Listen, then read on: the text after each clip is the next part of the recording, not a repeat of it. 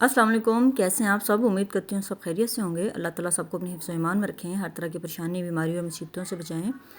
तो जी गर्मी जो सी है अरूज पे होती जा रही है। पूरे पाकिस्तान में जो गर्मी है ना बहुत ही ज़्यादा, इस दफ़ा तो लगता है कि गर्मी जो सी है बहुत ही ज़्यादा हो गई है। अल्लाह ताला सबको अपनी हिफ्ज़ व ईमान में रखें और गर्मी सर्दी हर तरह की जो होती हैं हमें उनसे महफूज रखें। तो ये सब जो उनसे अपना अपना बहुत ख्याल रखें। तो अब मुझे कोई समझ भी नहीं आ रही थी गर्मी में कि मैं क्या पकाऊं। तो फिर मुझे ये छिलकों वाली दाल जो सी है मूंग की दाल, ये बहुत ही पसंद है। तो मैंने कहा चलो ये भिगो देती हूँ, ये ठंडी भी होती है ना तो ये बहुत मज़े की लगती है। तो बस मैंने इसको भिगो दिया था। तो मैंने इसको थोड़ी देर 2 घंटे के मैं इसको भीगी रहने दूँगी। फिर इसके ऊपर जो एक्स्ट्रा छिलके हैं ना वो उतार दूँगी, क्योंकि ये बहुत ज़्यादा छिलकों के साथ पकाए ना तो बिल्कुल भी मज़े की नहीं लगती। तो मैंने ना इसको अच्छी तरह भिगोने के बाद हाथों से मलती रही थी और इसके ज़ायद छिलके जो उनसे ना वो उतारती रही थी। काफ़ी हद तक जब छिलके उतर गए थे ना, थोड़े से बिल्कुल हल्के से रह गए थे, तो मैंने फिर रहने दिए थे, क्योंकि थोड़े थोड़े छिलके तो अच्छे लगते हैं लेकिन ज़्यादा बिल्कुल भी अच्छे नहीं लगते। तो वो फिर मैंने उसको ना पकाने के लिए रख दिया था। तो मैं साथ साथ जो सा ना बर्तन धो रही थी। बर्तन जो है ना मैं ये कोशिश करती हूँ कि थोड़े थोड़े साथ साथ धोती जाऊँ, लेकिन अब बच्चे भी माशाल्लाह घर में होते हैं तो थोड़े थोड़े करते हुए भी बहुत ज़्यादा हो जाते हैं। तो कभी बच्चे तरबूज खा रहे हैं, कभी आइसक्रीम खा रहे हैं। तो बस गर्मियों में जो सा ना यही होता है कि ठंडी ठंडी चीज़ें खा रहे हैं, कभी शरबत बना रहे हैं। मैंने इमली आलू बुखारे का शरबत बनाया था, वो माशाल्लाह बहुत अच्छा रहा है। तो अभी तक अल्हम्दुलिल्लाह चल रहा है। तो वो बच्चे ना शौक़ से पी लेते हैं। बड़ा बेटा तो माशाल्लाह बहुत शौक़ से पीता है। तो बस मैं साथ साथ बर्तन धो रही थी। तो मैंने कहा आज आपके साथ चलो कुछ बातें करती हूँ। तो बातें ये करनी थी कि ना बच्चे जो उनसे आजकल माशाल्लाह घर में हैं, तो तमाम माओं से रिक्वेस्ट है कि बच्चों को जो उनसे ना मुकम्मल तवज्जो प्यार और इज़्ज़त दें। बहुत माएँ ऐसी होती हैं, मैंने देखा है कि अपने बच्चों को ना इज़्ज़त तो बहुत दूर की बात, आराम से प्यार से बात भी नहीं करती। तो ये बहुत ज़्यादा ना माओं को समझने की ज़रूरत है। हम हर एक को टाइम देते हैं, हर एक को इज़्ज़त दे रहे होते हैं, हर एक के काम कर रहे होते हैं, लेकिन अपनी औलाद जो होती है ना उसको इग्नोर कर रहे होते हैं, जबकि ये बिल्कुल भी नहीं करना चाहिए। सबसे जो पहले नंबर पे है ना, फर्स्ट पे आपकी औलाद होनी चाहिए। उनको मुकम्मल तवज्जो दें, उनकी बातों को बड़े ध्यान से तवज्जो से सुने। आप कोई भी काम कर रहे होते हैं ना, बेशक काम के दौरान भी उनकी बातें ना ध्यान से सुनते रहें, तवज्जो से। उनको फिर वो कोई मशवरा कर मांग रहे हैं या कोई आपसे बात कर रहे हैं तो उनको अच्छे तरीके से जवाब देना चाहिए, बजाय कि उनको डांट रहे हैं कि अभी मैं काम कर रही हूँ, चले जाओ बाद में आना, ये वो इस तरह नहीं करना चाहिए। बल्कि बच्चों को भी ना अपने घर के काम तो रुकते नहीं है, वो तो सारा दिन चलते ही रहने हैं। तो वो बाद में तो आता ही नहीं है कि बच्चे को बाद में जाके उसकी बात सुने। तो इसलिए साथ साथ जो है ना उन पर मुकम्मल तवज्जो देते रहने। और मैं ना कोशिश करती हूँ बच्चों को ना छोटे होते से, जब से ये पैदा हुए हैं ना, तो मैं इनको बड़े ना आप करके बुलाती थी कि इस तरह करने से ना वो बच्चों को भी तरीका आ जाता है कि बड़ों को आप करके बुलाना है। तो वो फिर ना अदब करना छोटे होते से ही सीख जाते हैं। तो अगर बच्चों पे तवज्जो छोटे होते से दी जाए, बड़ा उनका ख्याल रखा जाए ना, तो बहुत सारे उसके फ़ायदे होते हैं, क्योंकि औलाद ही हमारे काम आती है। बाकी जो उनसे रिश्तेदार होते हैं ना आहिस्ता आहिस्ता सारे इर्द गिर्द इधर उधर हो जाते हैं, सब अपनी अपनी जगह चल जाते हैं। लेकिन एक औलाद होती है जो आपका साथ दे रही होती है, आपके साथ रह रही होती है।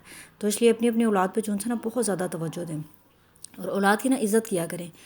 उनको इज़्ज़त से बुलाया करें, उनको आप कह के और अदब से जैसे बुलाते हैं ना बड़ों के साथ हम बात करते हैं, बिल्कुल सेम उसी तरह करनी चाहिए। एक तो उनको भी तरीका आ जाता है कि हमने बड़ों के साथ कैसे बात करनी है, और उनको अच्छा भी फील होता है कि हमारी भी कोई वैल्यू है, हमें जैसे माँ बुला रही है ना, हमारी कोई वैल्यू है जो इतने अदब से बुला रही है। और ख़ास तौर पे जब आपके घर में कोई आ जाता है या आप कहीं जाते हैं तो अपनी औलाद की तारीफ़ किया करें, बजाय कि उनकी शिकायतें लेके बैठ जाएं, ये नहीं पढ़ता नहीं है, ये नहीं करता, ये तो लड़ता रहता है, या इस तरह की बातें जो उनसी हैं ना। तो इस तरह की बातें बिल्कुल भी औलाद के बारे में ना करें। वो आपकी औलाद है, आप घर में जो भी है घर में होता है। घर से बाहर निकलते हैं या आपके घर में कोई आता है तो उसके सामने अपने बच्चों की तारीफ़ करनी चाहिए। उसके जो उनसे पॉजिटिव पॉइंट्स होते हैं वो सामने रखने चाहिए कि मेरा बच्चा तो ये काम करता है, ये अच्छे काम करता है। तो वो अगले भी जो उनसे है ना आपके बच्चे की फिर इज़्ज़त करते हैं। इसी तरह हमें खुद अपनी इज़्ज़त भी खुद करनी चाहिए ना, अपने लिए भी खुद करना चाहिए, बजाय कि अपनी बाज़ ख़वातीन भी ऐसी होती हैं जो खुद अपनी इज़्ज़त नहीं करती, अपना ख्याल नहीं रखती। तो ये बहुत ज़रूरी बातें होती हैं। सबसे पहले आप अपना ख्याल रखें। अपने घर का तो ख्याल हम रखते ही रखते हैं, घर को साफ़ करना, उसको चीज़ों को करना, वो तो सब चल रहा होता है। साथ में खुद भी अपने आप को सेट करके रखा करें अच्छे से। अब तो गर्मियाँ भी हैं तो बड़े मतलब डेली जो सा है साफ़ कपड़े पहनना, और छोटी मोटी कोई बंदा ज्वेलरी पहन लेता है, अपने आप को क्लीन रखता है, तो इससे बड़ा अच्छा बच्चों पे भी असर पड़ता है, घर के माहौल पे बड़ा अच्छा असर पड़ता है। तो ये सब चीज़ें जो सी हैं ना बहुत ही ज़रूरी होती हैं। अब छुट्टियां हैं, मतलब होने वाली हैं, बाज़ बच्चों को तो हो गई हैं, कुछ बच्चों के होने वाली हैं। तो इन छुट्टियों में जो सा ना ये प्रैक्टिस करें अपने बच्चों के साथ ना, उनके साथ टाइम बहुत ज़्यादा स्पेंड करें, किचन में उनके साथ, उनको अपने साथ काम पे लगाएं। अगर मेरी बेटी नहीं है, मेरे माशाल्लाह बेटे हैं, तो मैं उनको अपने साथ में किचन में लगाती हूँ। जो उनको शौक़ होता है ना, मतलब कटिंग करने का बच्चों को शौक़ होता है, वेजिटेबल कट करनी होती है, तो मैं उनको साथ लगा लेती हूँ। मेरे छोटे बच्चे को आटा बहुत पसंद है ना, तो पिछले दिनों जब मेरा ऑपरेशन हुआ था मैं फिर आटा नहीं गूँध सकती थी। ऑपरेशन के टाइम तो मेरी अम्मी और सिस्टर आई थी, मेरे पास रही थी 15 दिन, तो फिर वो चली गई थी, ज़ाहिर बात है उनके अपने घर थे, अपने अपने काम होते हैं। तो उसके बाद जो सा ना मेरा बच्चा, उसको मौका मिल गया कि अब मैं ना आटा गूँध सकता हूँ। लेकिन मैंने उसको नहीं डांटा कि आप लड़के हो या ख़राब कर दोगे, ये कर दोगे। मैंने उसको मौका दिया, उसका शौक़ पूरा हो गया ना। एक शौक़ अंदर रह जाता है, हर काम का एक शौक़ होता है। तो इस तरह बच्चों से काम कराने से उनको काम करने की भी आदत होती है। बेटियों को तो हम सिखाते हैं क्योंकि उन्होंने कल को पराए घर का हो जाना होता है, इसलिए हम उनको सिखाते हैं। लेकिन बेटों को भी उसी तरह ही सिखाना चाहिए, क्योंकि उनकी जॉब ऐसी होती है, जब वो बड़े हो जाते हैं स्टडी के लिए उनको कहीं जाना पड़ता है, जॉब के लिए जाना पड़ता है, आउट ऑफ कंट्री जाना पड़ता है, आउट ऑफ सिटी जाना पड़ता है। तो उनको जो सा ना हर काम आना चाहिए, हर काम उनको आना चाहिए। तो इससे ये फ़ायदा होता है कि वो जो सा ना मुश्किलात का सामना नहीं करना पड़ता, वो खुद अपना काम कर लेते हैं, परेशानी नहीं उनको होती। उनमें इतना कॉन्फिडेंस होता है कि हमें काम आता है, वो फिर आराम से ज़िंदगी गुजार सकते हैं। तो बस मैंने बर्तन वगैरह धो लिए, उसके बाद मैं जो सा फ़र्श पे लगा रही थी, मॉप लगा रही थी। तो मैंने ये ना एस्टोनिश रखा हुआ है, ये बहुत ही ज़बरदस्त है, फ्लोर क्लीनर है। तो ये इसका एक ढक्कन जो सा ना 3 लीटर 2.5-3 लीटर पानी के अंदर एक ढक्कन जो इसके ऊपर लगा हुआ है, ये भर के मैं उसमें डालती हूँ पानी के अंदर।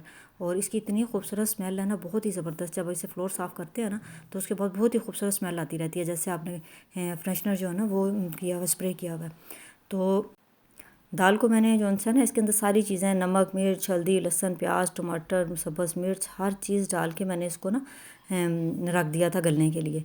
तो मैंने इसको 10 मिनट ब्रेड दे दिया था और उसके बाद ना हल्की आंच पे ये 5 मिनट पड़ी रही थी। तो ये देखिए इतनी मज़ेदार बिल्कुल घुलिया हो गई है और गल गई है। फिर मैंने इसके अंदर ज़्यादा सारा हरा धनिया डाला और ऊपर देसी घी का तड़का लगाया और इतनी मज़े की ये यमी दाल तैयार हुई थी।